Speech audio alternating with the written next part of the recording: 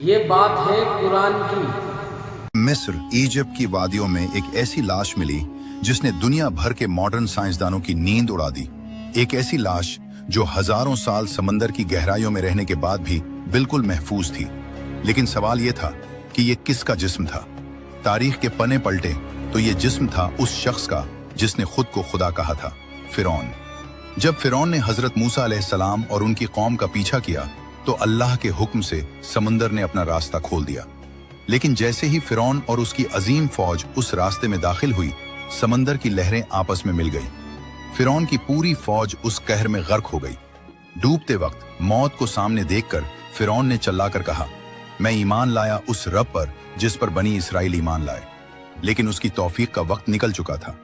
اسی لمحے اللہ تعالیٰ نے ایک ایسا فیصلہ سنایا جو آنے والی قیامت تک کی نسلوں کے لیے ایک عظیم نشانی بن گیا۔ قرآن کی سورہ یونس آیت 82 میں اللہ فرماتا ہے، آج ہم تیرے جسم کو بچا لیں گے تاکہ تو اپنے بعد آنے والوں کے لیے ایک عبرت بن جائے۔ اور پھر وہی ہوا جو قرآن نے کہا تھا۔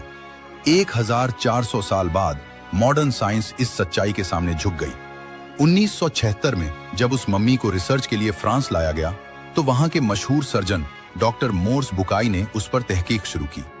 انہوں نے پایا کہ اس ممی کے جسم میں نمک کے واضح نشانات ہیں جو اس بات کا ثبوت تھے کہ اس کی موت سمندر میں ڈوبنے سے ہوئی ہے۔ ڈاکٹر بکائی حیران تھے کہ ڈوبنے کے بعد آخر اس کا جسم سڑنے سے کیسے بچ گیا۔ تب انہیں کسی نے قرآن کی وہی آیت پڑھ کر سنائی جو 14 صدیوں پہلے اس بات کی پیشگوئی کر چکی تھی۔ یہ جان کر وہ اس قدر دنگ رہ گئے کہ انہوں نے اس پر ایک کتاب لکھ ڈالی، the Bible, the Quran and science. ایک کتاب جس نے ثابت کر دیا کہ قرآن کا ہر ایک لفظ سچا ہے۔ لیکن یہاں ایک بات واضح کر دینا بہت ضروری ہے۔ قرآن میں فرعون کے جسم کے محفوظ رہنے کا ذکر بالکل برحق ہے، سورہ یونس آیت 82 میں۔